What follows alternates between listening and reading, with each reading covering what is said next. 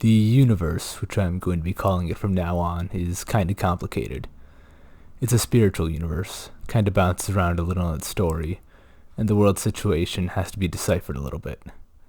It started out as a normal Earth, but a conflict between the gods of some unseen world beyond our own put humanity in danger. Wrathful deities, for unspecified reasons, seek to kill everyone, and if it weren't for the power of the mostly benevolent Shinju-sama, the universe wouldn't exist. It's a post-Madoka Magica magical girl show, so it gets pretty dark, and it isn't afraid to tear at your heartstrings. It wasn't perfect, but it was pretty darn good. Regardless of how dark it gets, it still relies on the magic of friendship as the be-all end-all. But it's got plenty going on otherwise.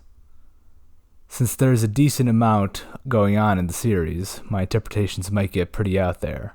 I want to get this out of the way. I don't believe in coincidences. Therefore, I often ignore authorial intent if I see other connections. If I were a little further off the deep end, perhaps I would be a numerologist or something. Regardless, it's going to get pretty spoilery throughout, so be warned.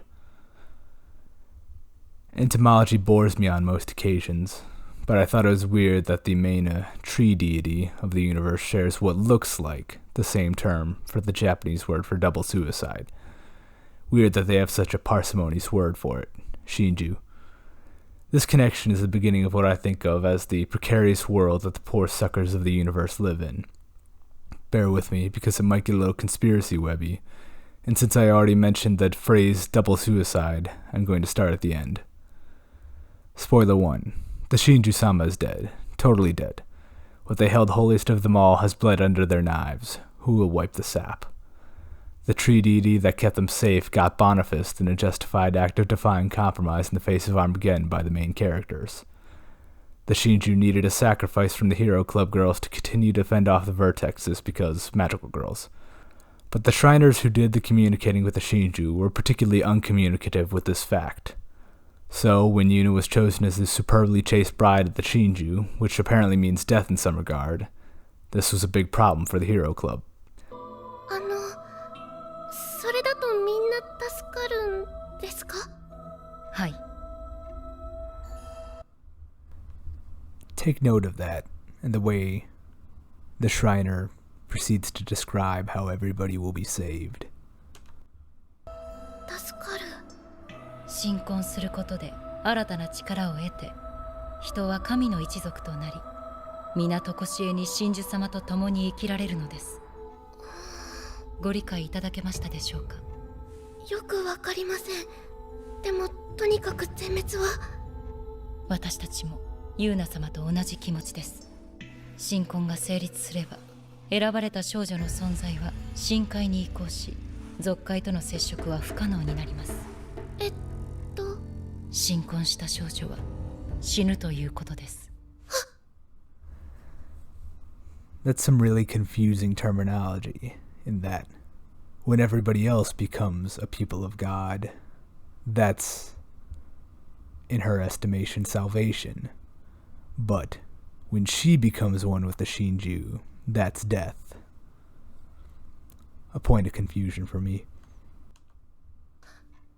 そして新婚の相手として真珠様はユーナ様を神託で示されました。新婚したとして、その人が神の一族になってずっと生きるっていうのは言葉通りの意味です。我々を真珠様に管理していただく優しい世界。人は死んでしまえば終わりですが、神の眷属となり真珠様と共に生きていけば希望が持てます。Again, a reiteration that the Shinju seems to be capable of distributing salvation, and yet when Yuna becomes one with it, that still means death for some reason.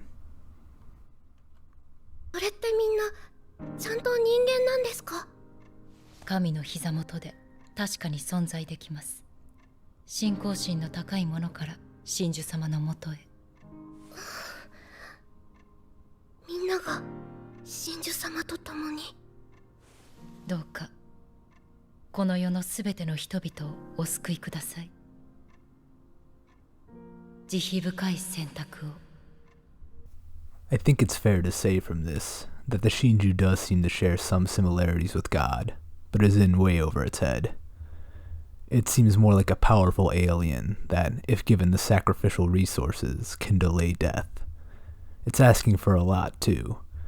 It doesn't seem like it was powerful enough to create humanity, and yet it asked for tribute. What was the tree thinking? In dooming Yuna, it ultimately doomed itself, hence another connection to double suicide. This lack of potency on the part of the Shinju leads me to the next bridge thread. The weakness of the Shinju. It couldn't provide its own lamb.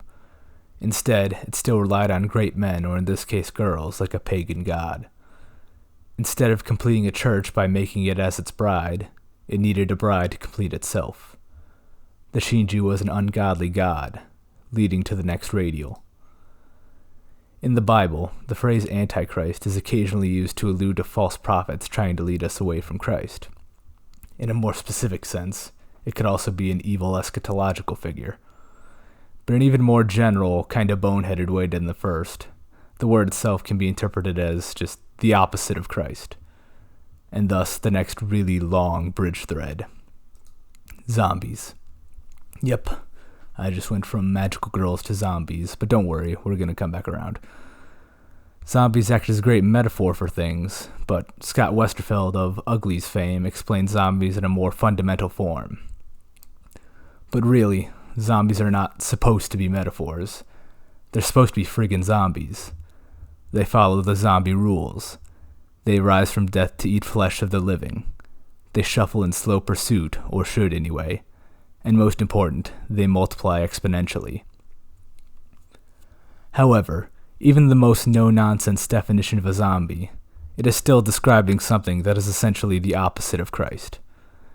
While Jesus rose from the dead to save, zombies remain in death to kill more.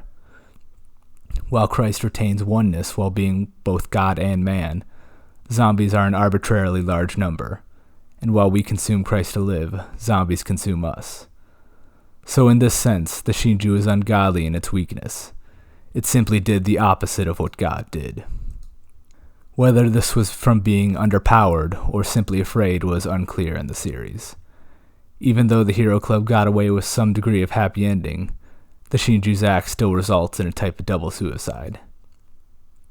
Diving back into the increasingly depressing world of magical girls for the next radial, friendship is a nonsensical consolation prize, at least in the case of the Yunaverse.